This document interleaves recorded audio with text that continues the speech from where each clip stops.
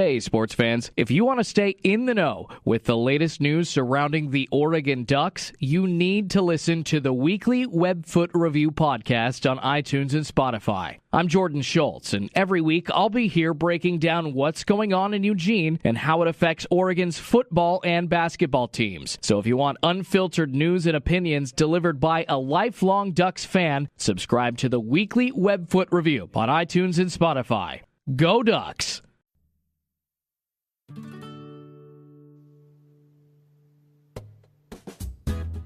Welcome to Women's Hoops and Talks, the What Podcast. I am Tara. And I am Cassidy. Thank you so much for joining us. Today we are introduced.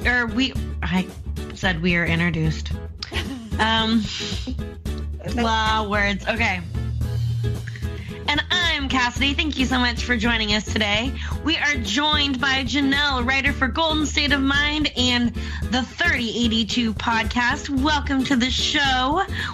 And today we're going to talk a little bit about what to watch for when you're adjusting your expectations about your team's all-star voting. And guess what? We're talking more Olympics. Tara, how are you doing today? I'm doing great, and astute listeners, and you, Cassidy and Jannelle, probably noticed that I did not say our tagline, and that is because, so Jannelle, we are working on updating our tagline, and we asked our listeners to send us some feedback, and we got some feedback, and I am so excited that somebody was listening in and had a suggestion for us. So we used to say that with this podcast, we are elevating the voice of women in basketball. And that started to feel not quite right anymore. I thought it sounded a little like hoity-toity or a little snooty. And so I decided that I wanted to do something different. And our listener, whose name is Rob, suggested that we could say, turning up the volume of women's voices in basketball. So I'm wondering, what do you two think about that?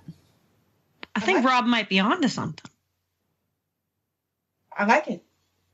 I kind of like it too, because it's just saying, it kind of like gives a nod to the fact that like we're already here talking about basketball. We just want to, tune it up a little bit. We just want to make it just a little bit louder. So I really like the path that one is going down, and I'm going to workshop it. So if anybody has any suggestions for ways to make it roll a little bit easier off the tongue, that would be great. But I'm going to think on that one for a while. And if you like it too, Cassidy and Jannelle, you give it the thumbs up. I think we're going to see where this takes us. Thanks, Rob. Yeah, thanks for writing. It was so exciting. Yeah. Got an email. Woohoo. Oh, by the way, where do you think that email came to, Cassidy? I think it came to hoopsandtalks@gmail.com. We love email. We just love it so much. So today we're going to get things off with a little bit of an icebreaker. And today we're thinking, which NBA family dynasty is your favorite? Who wants to get us going? I don't even know if mine counts. What is yours? So I'll start it off. I went with the Millers, which is a women's basketball classic and an NBA. So I'm going with Reggie and Cheryl Miller, even though that's not really a dynasty, because it's, brother and sister as opposed to like a mother and father. I mean, that's a pretty powerful NBA family. I mean, we're making up the rules as we go along. You think it should count, Jannelle? Yeah, I do. Yes, I do. Because Cheryl was and is very influential in women's basketball. Mm-hmm.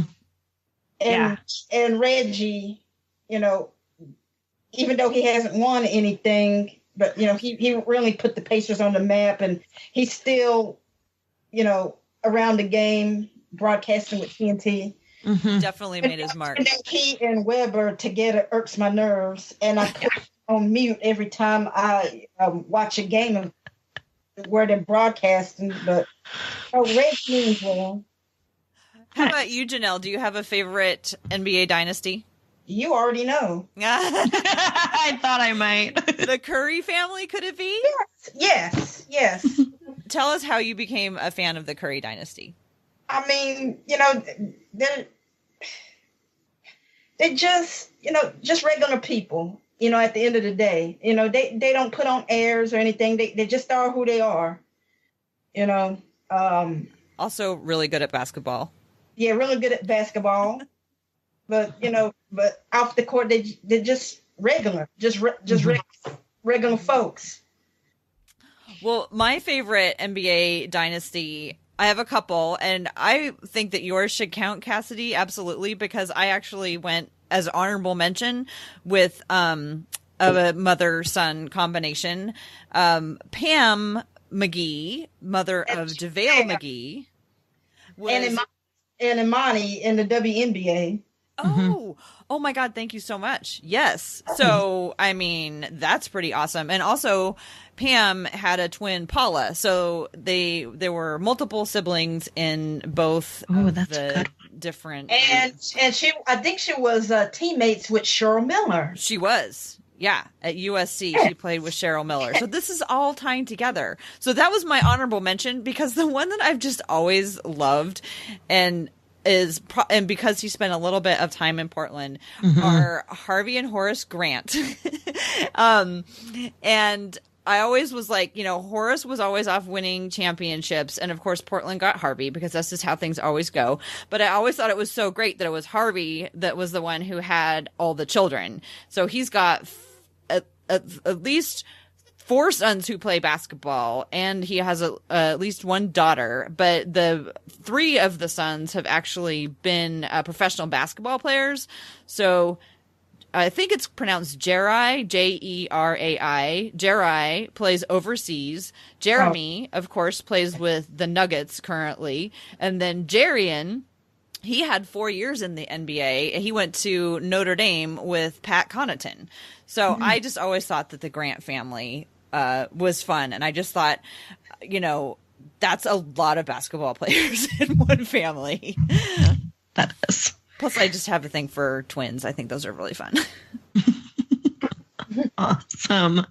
Well, that was fun. It's like, it's so funny to me, like, because it's so rare to make it to the NBA. It's so hard. And then you watch families do it and you're like, whoa, that's a lot of dedication right there. I appreciate it. Everybody's moms driving to all those games and feeding everybody. And, it could be the dads too. Because I'm a mom, I go to the moms, but I'm sure like all the family members are contributing to driving everybody around and making sure everybody's fed and in the right place. But the logistics of having that many people play at that high a level is just, I can't even wrap my head around it. Yeah. Well, Jannelle, it's always great to check in with you. We have been talking to you for a couple of years now about the Golden State Warriors. You've been covering that team for quite a while, and the fortunes of that team have changed quite a bit this year. It feels like you probably had an idea that things were going to change, but not quite sure if you realized it was going to change this much. So we wanted to just explore what it's like to follow a team that has quite different expectations than they've had for a while, or even from the beginning of the year until now.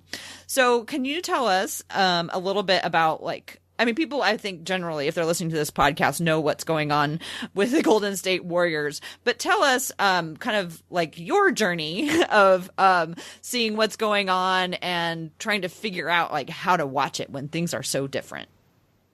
Before October, I thought that, the Warriors were going to be fine. We're going to be halfway decent. It would have taken some time for Steph and D'Angelo to jail. And I thought, they're going to struggle early on, but they'll pick up the pace. But that was before Steph broke his hand. Yeah.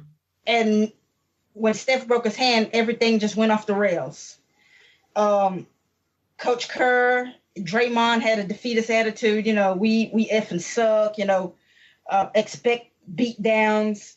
And I get it. They're realistic people, but at the same time, the people that's in uniform, they want to play. They want to compete just like everybody else, and they don't want to lose either.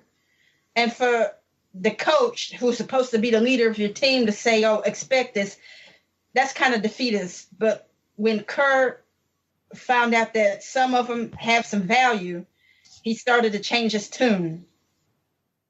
And after Steph went down with his hand, I started to look at the Warriors, the makeshift Golden State Warriors, because as of now, this is the 41st game, and they've had like 20 lineups, I believe. They're all auditioning for next year. 20 lineups? You Yes. mean 20 starting lineups? Yes. Oh my gosh. Yes. Yes, 20 lineups. Because That's a lot of lineups. D'Angelo has been out. You know, Draymond has been out. And they've been using the two-way players a lot and used Damian Lee so much that he played good. I mean, don't get me wrong. He has earned his contract that's coming up. But it sucks that Marquese Chriss is a casualty. They had to use these two-way guys because it was basically a mass unit at the beginning of the year. Everybody's just hurt. Steph hurt, Klay hurt, and everybody, you know, Omari Spellman got hurt. Just everybody's hurt. We feel that in Portland. we know that journey right now. Ugh. As you were getting, players coming up on the 10-day contracts, were you ever actually 45 days? 45-day contracts. 10-day contracts is called something else now. Right. Are they also using people on shorter 10-day contracts as well, or are they just G League call-ups right now? No, just the two G League call-ups. And Damian has exhausted his 45 days, and Kai Bowman is on the verge of exhausting his. See, they're converting Damian's contract, and they haven't converted it yet because it's something about the cap. Mm-hmm. It's a cap issue. But what's going to happen with Kai is that they're going to hide Kai in the G League until March the 3rd. That's when that 15th roster spot will open up. See, the Warriors' biggest problem, even if it was a healthy Steph and even Klay, is that they're hard capped. They were so afraid to pay for nothing. So Bob Myers have said, well, we'll take D'Angelo. But see, the thing is that what they're looking at is that, well, Steph, a 3-guard lineup that's, have some offensive firepower, but D'Angelo can't stop a nosebleed on defense. Sometimes with Portland, they've been running out a 3-guard lineup, and sometimes that's the only way that they can score. But I'm curious with the Warriors, like right now, Portland has one center and that's it. And then everybody else who's backing up Hassan Whiteside, and Hassan Whiteside is out with a respiratory illness, is just fill in for center. Do the Warriors have any just like complete gaps on any of the in any of the positions, or how are things working out that way? There's a gap skill wise at center. Willie Cauley-Stein. On Twitter, I call him Willie the Scammer. Sometimes oh, goodness. Willie's Trashy Stein, because Willie is the prototype. I mean, you would think at 7 foot and 240 pounds, he would be a solid rim runner, someone who could set screens, someone that can guard the paint. But he has struggled, and it's just sometimes that he lacks the effort. Sometimes it looks like he don't care. And I know he went to Golden State solely because of Steph and Klay, and thinking that with all the attention that Steph gets, he get the benefit for it. And since Steph is out, it's like he did early on, he didn't care. And plus, Willie was out in the beginning of the season because he was playing pickup, and I think he tweaked his ankle or something trying to catch lobs. And I'm like, hell, you have all season to catch lobs. Why are you catching lobs in a pickup game? What's the point in that? And it just seems like, it sounded like a solid option for the Warriors, but the Kings fans tried to tell Warriors fans, and Willie is a mirage. You know, I mean, he actually had 50 games last year where he didn't even record a block. He didn't even attempt to block a shot. As a center? Yes. And for a defensive-minded team like the Warriors, yes, that's where their success comes from. You would think that, you know, he would kind of get it, but he's been hit or miss, more often than not miss. Yeah. And now he has a player's option, and the only way that we could get rid of him is to trade him. But I don't even think we will get fabric softening for him now. Oh, well, how are Golden State fans doing with this season being the way that it is? Well, they're trying to make the most of it, you know, tanking, you know. They figure, well, this is a gap year, and we're getting a top 5 pick or whatever, and they've embraced the tank. I haven't embraced the tank, and that is because there's been quite a few games that the Warriors could have won. Yeah. They could have won against Milwaukee the other night. Yeah. They could have won tonight against Memphis, but they couldn't buy a basket on credit. Mm-hmm. It's just always something that gets in their way. Sometimes it's the substitutions that get in the way. And it kind of make me feel like it's by design, but that's not going to help in the long run if that's the case, because the odds is kind of even as far as getting the number 1 pick is concerned. And I'm not really thrilled about the picks that's out there right now. The Warriors need a wing, a solid wing, or a big. This draft coming up is more on the guard side. We have guards. We have the Splash Brothers still in their prime. We got Jannelle for now. We have Damian. Damian is a guard. Kai is a guard. Jordan Poole is a guard. For a while we were top heavy with centers and all, but now it's the opposite. Well, in Portland, like people are still trying to figure out what's going on. Like, so, you know, when Steph went down with the Warriors, it was pretty much like, oh, okay, we see what's happening here. With, you know, you're using your G League guys, you're building something, you know, with them to at least, you know, play out the year. In Portland, we're having a hard time figuring out what is happening because we know that we have Nurkic coming back.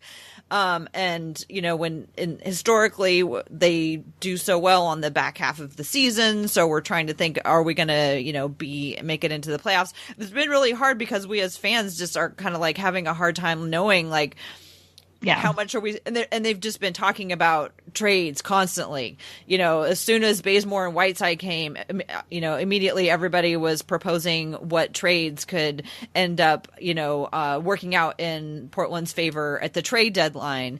And so we're having a hard time, I think, at least I'm having a hard time figuring out really how to watch this team because I get attached to everybody and then they leave. And, you know, does that happen with Golden State, or are fans there pretty sure, like, okay, these are placeholders? It happened recently with Marquese Chriss. Mm-hmm. But see, the thing with Marquese is that was the only contract that wasn't guaranteed. Everybody else has been guaranteed. Yeah. And, you know, the roster's going to look really different next year. Mm-hmm. And they think that Marquese could have been a solid piece. And I believe that also. Yeah. Mm-hmm. But he's somebody that people have mentioned. It just sucks that he has to be a casualty. What they could have done with Damian was to, you know, hide him a little bit until March, or try to get an injury exception for Klay or Steph, because why would they come back? You know, I know why they would come back, but, you know, it doesn't really make sense for them to come back. And I believe that the Warriors are going to hold them out for as long as they can, so they won't re-injure anything or whatever. But they'll be back just to knock some rust off, just to break the monotony, because they really want to play. They really want to get out there and compete. contrary to what the haters believe. A lot of people think that Steph had faked his injury. What? Yeah. You mean like that it's convenient for the team to tank, so go ahead and take the year off? Yeah, and thinking that, Steph is running from competition, but, No. Picture this. How can you imagine Steph running up to Bane saying, I want you to land on my hand and break a metacarpal? And how is he going to tell doctors that, hey, put 3 pins in it too to really make it real? People are so consumed with their hate about this man. It's just really just ridiculous. And the injuries may be the same. Gordon Hayward messed up his hand. Westbrook messed up his hand in the preseason, but and Embiid has also. Even Damian has. Ligaments are different than bones. Steph's injury was close to a joint. The rest of them might have been ligaments. So, and they want to be as cautious as they can. And they're not even thinking about rehabbing and getting the feeling of the ball. Steph had this cast and kind of remind me of Mankind. The wrestler. He had mandible claw. I know Dame know about that. Yes, he definitely does. I like the Attitude Era too. I used to watch wrestling as well. So when I found out that Dame did and also have a colorway after my favorite wrestler, I'm like, oh, okay. Jannelle, you gotta come over to the Blazers side. We need you and your expertise to help us figure out how to get through this year. So you should just, come on over to the Blazers side while Steph is, getting better. We don't want to, because I understand nobody wants to rush him back. This is not the year for him to rush back, right? It's not the year for him to rush back, but he wants to come back at the tail end just to knock some rust off. And plus, he had a bad start. 4 games in, and he struggled. And what could have been, he could have turned it around like Harden did. Harden struggled. But I guess that kind of left a nasty taste in his mouth. And plus, he want to be ready for the Olympics in August or whenever that is. This summer. So what kind of things do you watch for in the young players to try to figure out, are they improving? Are they people we want to see on our team next year? How they are on defense, mostly, because like I said, with the Warriors, everybody is impressed with their offense and all, but it was the defense that really made them who, really was an integral part of who they were and trying to be again, how they're improving on defense. And what's really ironic is they were actually in the top 10 on defense recently. I think they were like 9th. But when Dingo is in the lineup, that goes to crap. Because Dingo cannot stop a nosebleed. What do you expect them to do on defense when they're brand new to the league? What's a reasonable expectation? Well, with the way that the league is now, I expect them to be able to switch, especially on the pick and rolls. Okay. And also, since the Warriors, for most of the 5-year run have struggled on protecting the paint, helping the block shots, getting in the passing lanes, but mostly switching. Yeah, there's a lot of that going on in the league. All of the league do some switching here or there. The Blazers are playing the Warriors soon, so I'm curious who's one or two of your favorite of the younger players that we should watch when they come to town. Or wait, are the Blazers going down there?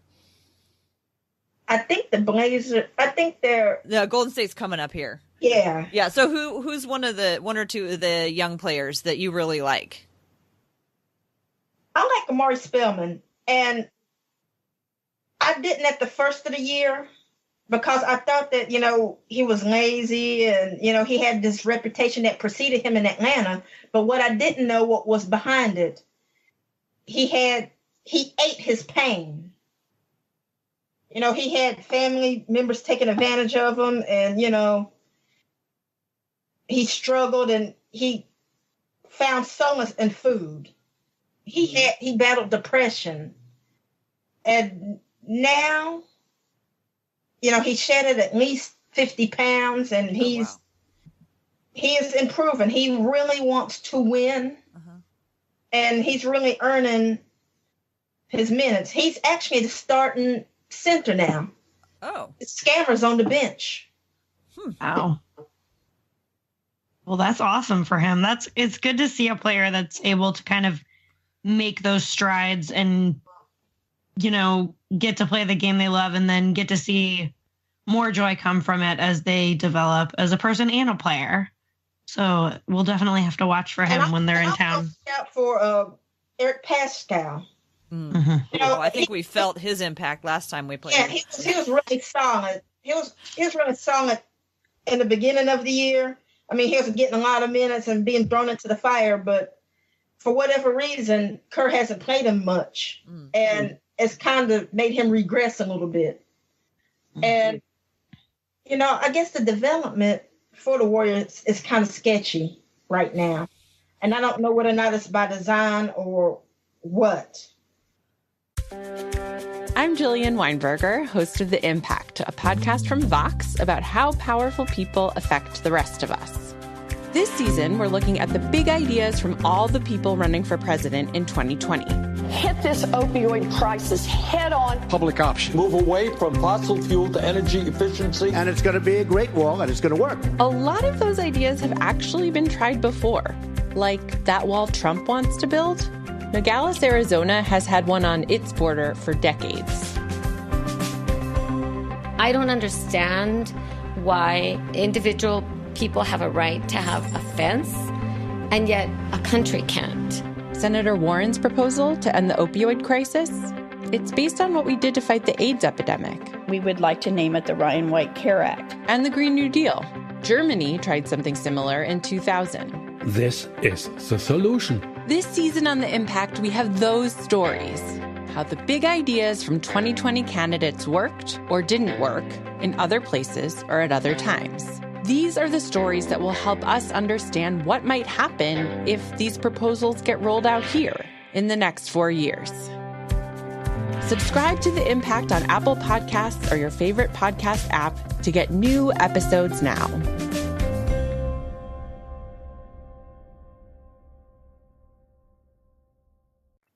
Well, I mean, you'd think that they'd want, even if they didn't plan on keeping the players around, that they would want to develop them so that if they're looking to trade them, that they would make sure that they can, go off and be a contributor to another team, and so they can get somebody back. But maybe they were just kind of caught off guard, and their staff isn't really a training staff as much as it could be, or might not be built to be a training staff as much as it has been built to be a championship winning staff over the last several years. Yeah. Could be. Well, it's I look forward to seeing what happens the next time these teams meet. Blazers have really been in kind of a tailspin, largely because they just simply don't have enough people to play all the positions. But they still have Damian Lillard. And as long as they have Damian Lillard, there's always hope. J2. Yes, they have CJ too. And you guys have Carmelo. What do you think about Carmelo in Portland? I love it. Yeah. Because, people have put him down, criticized him for whatever reason. And I'm just glad to see him back in the league and seem to be thriving. I would like to see Jamal Crawford back. Yeah, we're loving. I mean, I can't speak for both of us. I'll let Cassidy speak for herself. I'm totally into Carmelo. I was not that into him until he came, but now that he's here, I'm like, this dude's awesome. Fun to watch, good teammate. And considering everything else that's going on, I'm like totally happy that he's here. And I think he takes a little pressure off of Damian.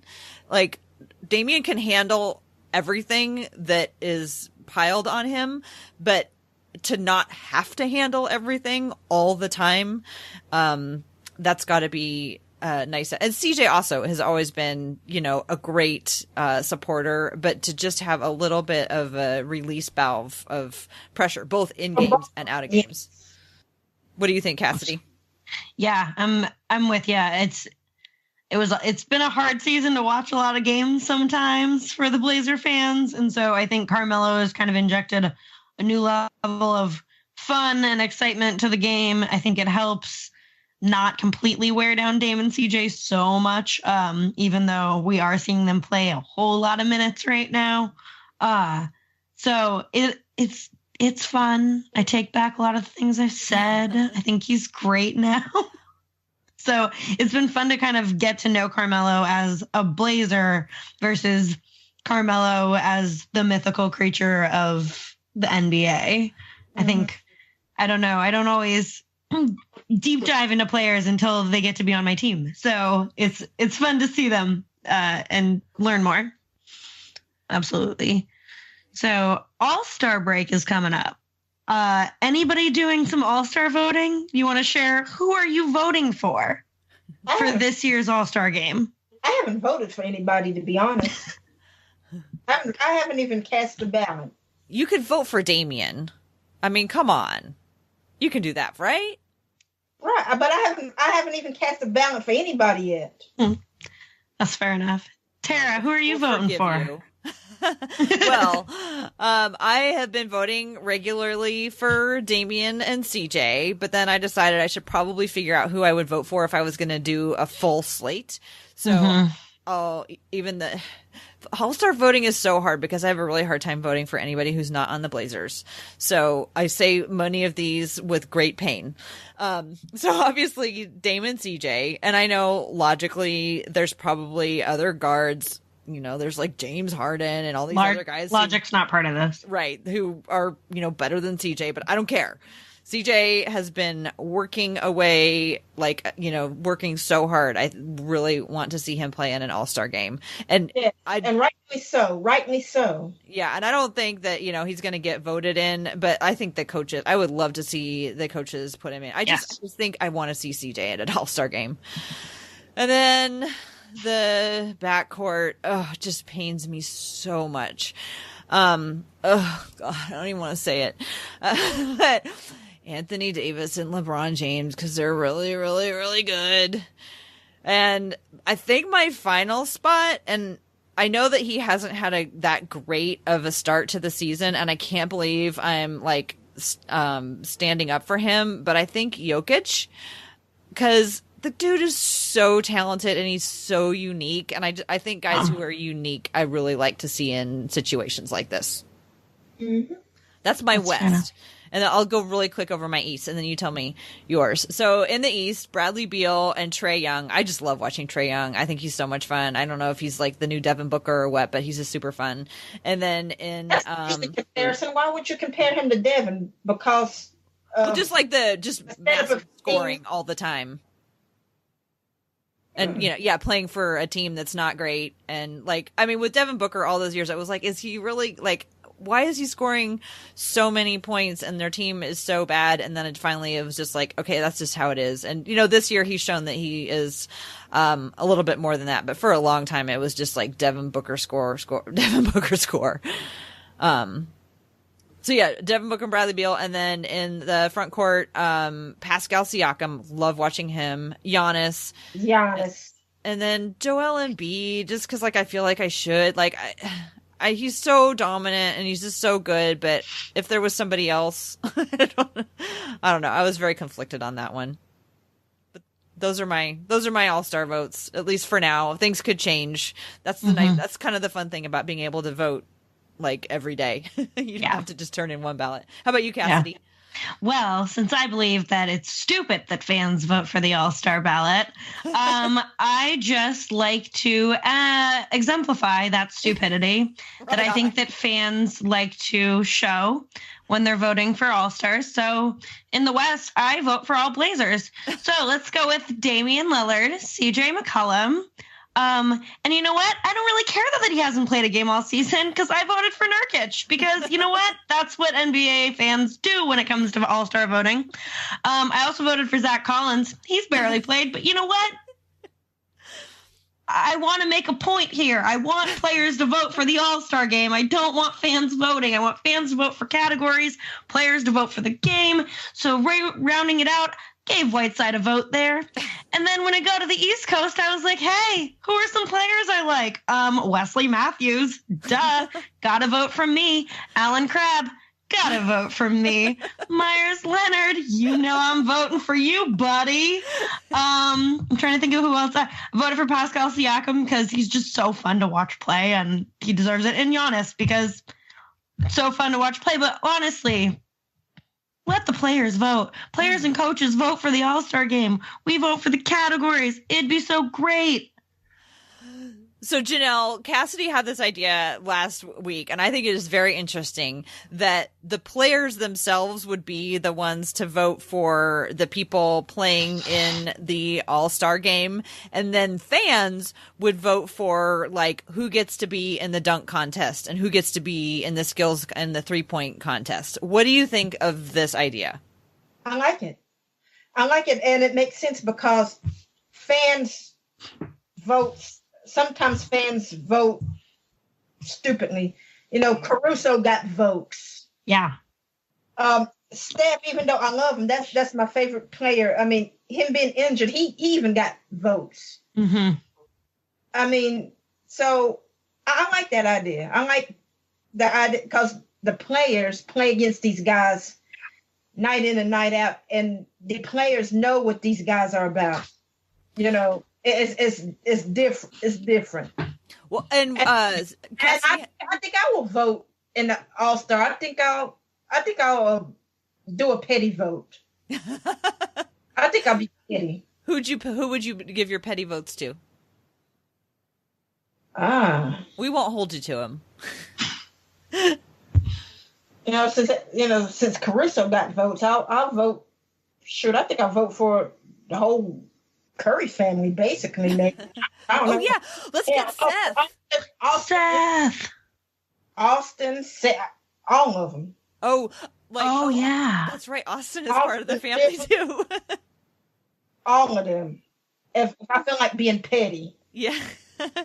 Well, I did. So one of the ideas that we kicked around was that the players in the West would vote for the East Coast players, and then the players in the Eastern Conference would vote for players in the Western Conference. I think that is interesting. I think it's interesting. Yeah. And you can't vote for yourself. You can't vote for your teammates. You're just forced to vote for other players that you've played against. I came up with there's one major flaw to that, and that is, what if you just voted for like the people at like the very bottom that you thought? So like, like I'm a West Coast player. Well, I want the East Coast team to not be very good, so I'm going to vote for 5 guys that I don't think are very good, and then the guys in the East do the same thing, and so then we end up with all 5 players that maybe people don't really want to be seeing on either side. Recently, Dame has proposed an idea to have like a one-on-one tournament during All-Star break. How do you guys feel about that? I would love that. I love a one-on-one game. It's so fun. It would be so much intensity, and I feel like it could carry over mini rivalries throughout the rest of the season, which I think could be so fun. Because I think if somebody just whooped somebody, they'd be like, whoa, I'm going to watch out the next time we play. Like, I could see somebody going for it. Yeah, what I'm curious about is the rules, because they took away hand checking in 2003. And I'm just wondering about the rules on defense. Will it be like the rules regularly, or will it be special rules just for this? For one-on-one, like, can you touch them or can you? They're going to bring in handshaking, or will they have the freedom of movement rule like they do, now in regular games? How would that go? And how do we make sure it doesn't just turn into a dunk contest? Right. I don't know. I like it. Put money on it. We did get some listener feedback on our on this discussion, and that came from Lisa. Lisa suggested that I thought this was interesting, letting the players or the media vote for the all-star players and let the fans pick the starters from the list. So I guess what would happen would be that the media or the players would, vote for the field, and then the fans would vote just on who got to start. So it would be a much more narrow field of people who the fans got to actually vote for, which I thought that was a very interesting idea. And then Lisa also added that players should have to have played a minimum number of games to qualify. And that is a great point, and that would be super easy to implement. Super easy. Like, I don't know why they haven't implemented that yet. Yeah.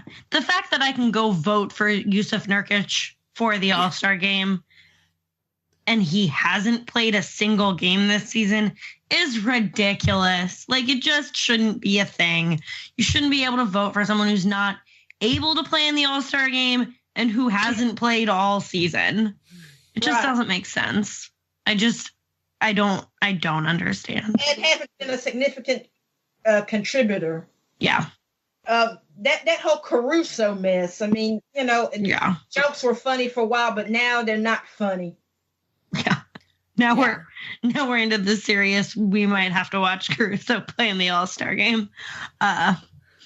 Even Zaza Pachulia got votes. Yeah. It's just ridiculous. Take the fans out of this process, please. As a fan, I'm begging you. It's kind of a mess. It is a mess. I mean, I get that the NBA wants the fans to be involved and to keep the fans involved, especially through social media. But you got to regulate it, because sometimes fans get stupid.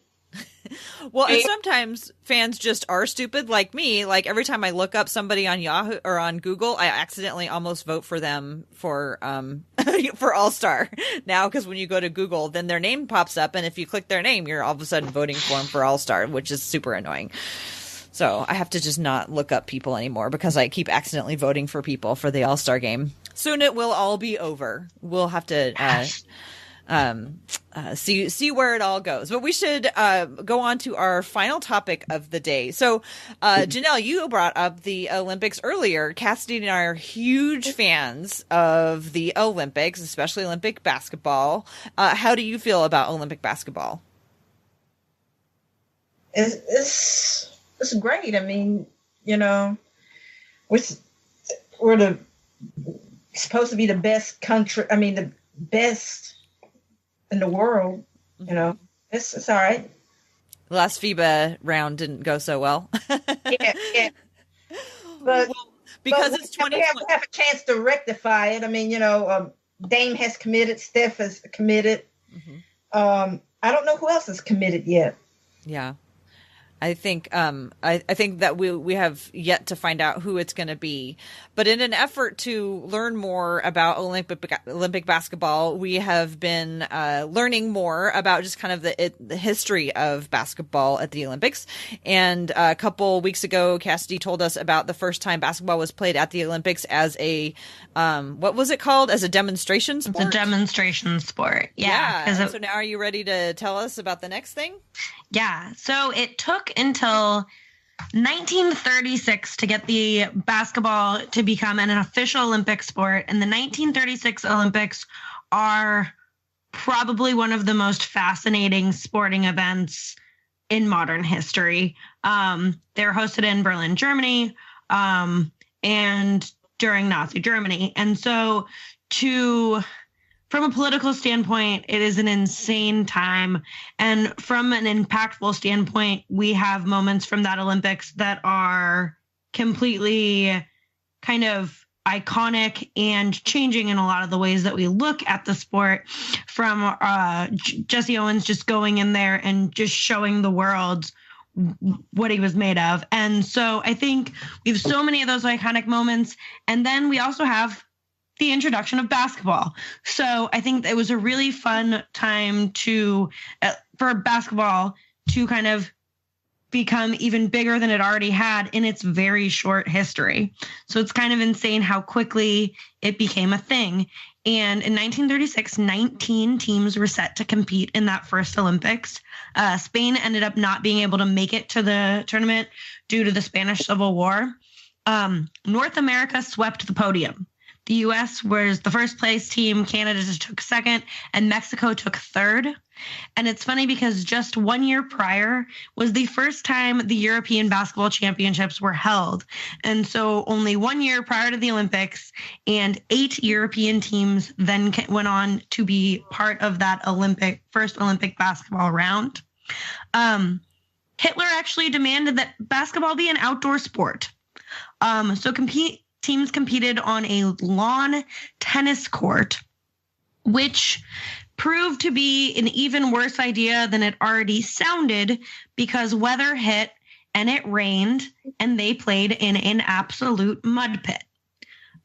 So it became mud ball. You couldn't dribble. You were just throwing from player to player. The final score of that gold medal game was only 19-8.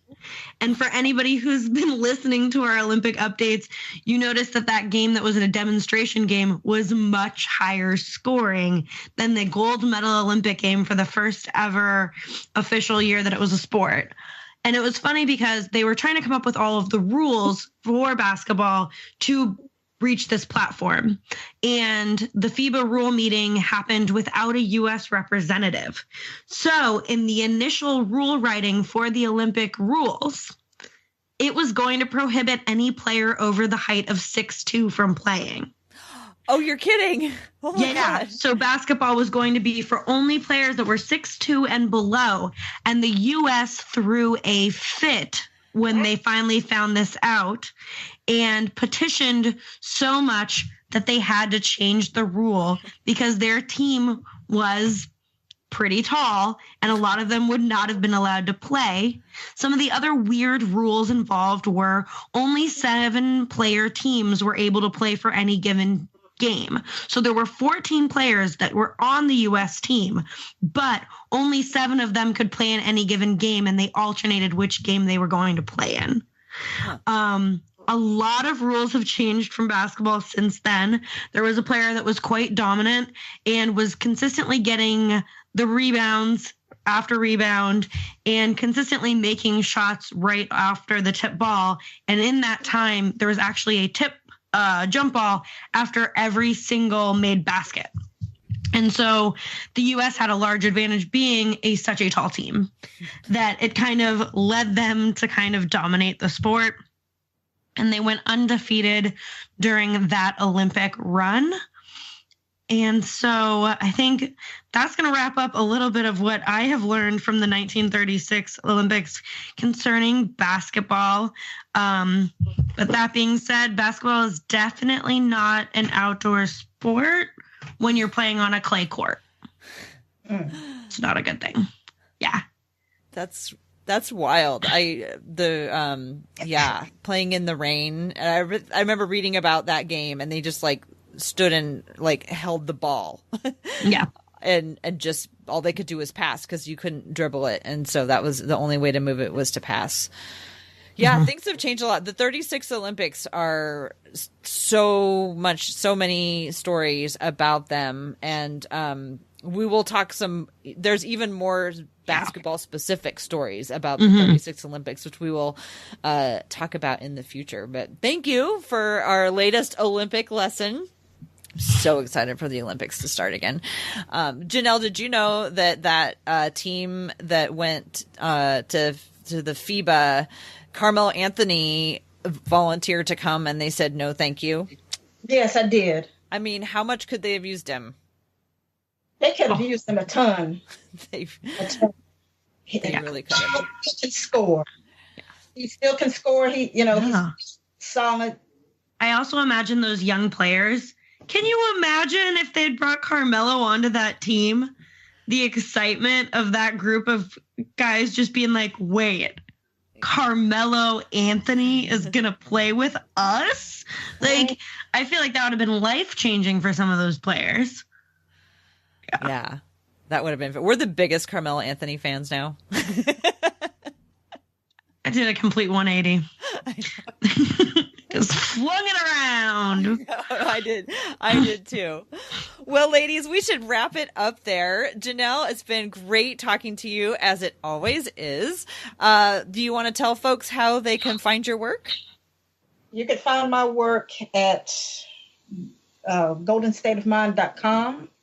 You can follow me on Twitter under Jannelle12. That is JANNELLE 12. Perfect. And your podcast? And my podcast is 3082. I hope to have a second episode up as soon as I can, get a nice recording, get some recording software, other than Zencaster. I mean, it works well for me, but not for my guests. So yeah, I have to figure that out soon. The technology of podcasts is not easy. Getting it all figured out. Once you get it figured out, it's okay, but getting it all figured out is really complicated. I brought it up because I really enjoyed your first episode, and you had some you had a part where you had people talking about hot topics, and you had different guests talking about some hot topics. What was the topic? I can't remember it off the top of my head. The topick was, I believe, it was analytics, right? Yeah, it was analytics. Yes, it was analytics. It was that was for a guest. Okay. The topic was about should the Warriors sign Carmelo? Oh, that was too late for that. but they couldn't have signed him anyway because they were hard capped. Right. Yeah, that's true. Well, it's been great talking to you. Like I said, thank you so much for joining us. You can find me on sorry. I said you're welcome. Oh, I always got to pause. I always forget to pause so people can say that. Okay. So you can find me on Twitter at TCBBiggs. You can subscribe to the podcast at Blazers Edge, in your favorite podcast catcher at findingblazersedge.com. And, oh my gosh, I've just muddled up this whole thing. So I think Cassidy, you should take it away and finish it. Get us out of here on a high note. So that's going to do it for this week's Hoops and Talks. Like Tara said, don't forget to follow the podcast on Twitter at Hoops and Talks, and subscribe to the show on Blazers Edge on whatever platform you use to get your podcasts. We love email, so send us an email. We read them because we read them on here and you hear them. Send us an email with your icebreaker ideas, your questions. Who are you voting for the All-Star game? Are you taking the stupid route like me? Who's to say? Our email is hoopsandtalks@gmail.com, and you can find me at Cassidy Gemmett on Twitter. And until next time, go Blazers!